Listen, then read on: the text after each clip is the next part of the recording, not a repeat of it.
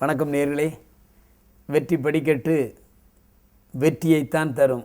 வாழ்க்கையில் நாம் ஒவ்வொரு காரியங்களை செய்கின்ற பொழுதும் அதில் நமக்கு இவ்வளவு பலன் கிடைக்கும் என்ற எண்ணமும் நமக்கு வந்துவிடும். வேலை செய்தால் சம்பளம், அரசியல்வாதி எம்எல்ஏ ஆனால் மந்திரி பதவி என்று ஒவ்வொருக்கும் ஒரு ஆசை வந்துவிடும். ஆனால் பகவத்கீதையில் சொல்வது போல, நீ கடமையை செய், பலனை நினைக்காதே. அதுதான் தத்துவம். கடமையை செய்து கொண்டே இருக்க வேண்டும். ஒரு விறகு வெட்டி இருந்தான்.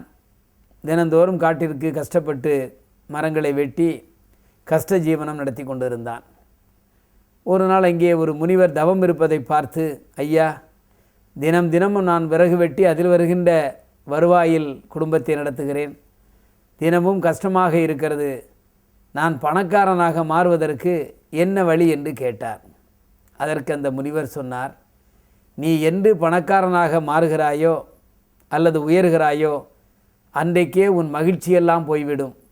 நீ ஏழையாக இருந்து கஷ்டப்பட்டு உழைத்தால் அதன் மூலம் வருகின்ற வருவாயின் மூலம் நீ இன்பமாக மகிழ்ச்சியாக வாழலாம்.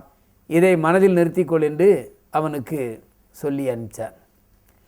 விறகு வெட்டியும் தொடர்ந்து தன் வேலையை செய்து கொண்டிருந்தான். ஒரு நாள் ஒரு புதருக்குள் ஒரு பெட்டி கிடந்தது. பெட்டியை திறந்து பார்த்தான். அதற்குள் அவ்வளவும் தங்க நாணயங்கள், அதாவது புதையல். எடுத்துக்கொண்டு வீட்டிற்கு சென்றான். மனைவியிடம் சொன்னான், இது தங்க புதையல், தங்க காசுகளாக இருக்கிறது. நாம் ஒன்றை மட்டும் மனதில் நிறுத்தி கொள்ள வேண்டும். அந்த முனிவர் சொன்னது போல நாம் உடனே பணக்காரர்களாக மாறிவிட்டால் இன்பம் போய் நாம் இறந்து விடுவோம், அதிக நாள் வாழ முடியாது. எனவே இந்த காசுகளை ஏழை எளிய மக்களுக்கு கொஞ்சம் கொஞ்சமாக கொடுத்தால் அவர்கள் சந்தோஷப்படுவார்கள். அதன் மூலம் நாமும் நீண்ட நாள் வாழலாம் என்று சொல்லி கஷ்டப்பட்டவர்களுக்கெல்லாம் 1 காசு 2 காசு என்று கொடுத்து அந்த சுற்று வட்டார ஏழை மக்களையெல்லாம் அவன் வசதியானவர்களாக மாற்றினான். இதை கேள்விப்பட்டு எல்லா கிராம மக்களும் அவனிடம் வந்து வாங்குவதும் அவர்கள் வசதியாக இருப்பதும் மன்னனுக்கு தெரிந்தது.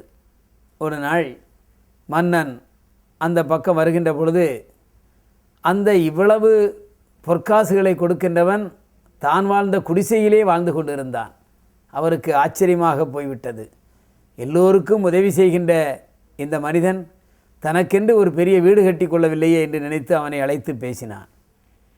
அதற்கு அவன் சொன்னான், ஐயா, நான் ஒரு முனிவரிடம் சென்றபொழுது நீ ஏழையாக இருந்து கஷ்டப்பட்டு உழைத்தால் மகிழ்ச்சி உனக்கு கிடைக்கும், நீண்ட நாள் வாழலாம் என்று சொன்னார்.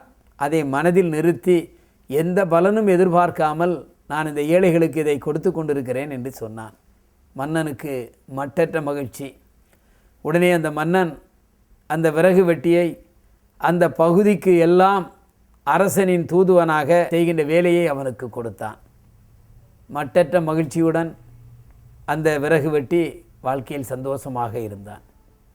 எனவே அவன் நினைத்திருந்தால் அவ்வளவு பொற்காசுகளையும் எடுத்து தானே பணக்காரன் ஆகியிருக்கலாம். ஆனால் பணக்காரனான மறுநிமிடமே அரசனுக்கு தெரிந்தால் அத்தனையும் எடுத்து கொண்டு போய் அவனுக்கும் தண்டனை கிடைத்துவிடும். எனவே நிதானமாக ஏழைகளுக்கு உதவி அவனும் மகிழ்ச்சியுற்று பெரிய பதவியையும் அடைந்தான். எனவே வாழ்க்கை பயணத்தில் நிரந்தர மகிழ்ச்சி தான் வாழ்க்கையில் வெற்றியை தரும். பணம் பணம் பணம் என்று தேடி அலைந்தால் நமக்கு வாழ்க்கை ஒரு மகிழ்ச்சியாக இருக்காது. எனவே வெற்றி படிக்கட்டு நிகழ்ச்சியில் வருகின்ற கருத்துக்களை நீங்கள் மனதில் தாங்கி வாழ்க்கையில் நீங்கள் நிச்சயம் வெற்றி பெற வேண்டும். அப்படி என்று சொன்னால்தான் இந்திய திருநாடு உலகத்தில் முதன்மை நாடாக மாறும்.